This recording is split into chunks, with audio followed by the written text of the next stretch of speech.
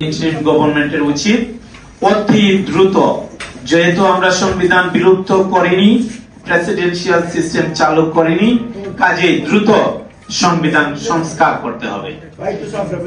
এই চারটি প্রায়োরিটির সাথে আমরা মনে করি উপরে উল্লেখিত এই চারটি অগ্রাধিকার ভিত্তিক কাজের সাথে সাথে নিম্নোক্ত প্রস্তাবনাগুলোর বাস্তবায়ন করতে হবে। প্রবাসীদের দাবি দাওয়া আদায়ের লক্ষ্যে একটি কমিশন গঠন করতে হবে এবং কমিশন গঠনের মাধ্যমে প্রবাসী সংক্রান্ত নিম্নোক্ত দাবিগুলো দ্রুত বাস্তবায়ন করতে হবে। আমি এখানে 12টি দাবির প্রবাসীদের দাবি উল্লেখ করছি।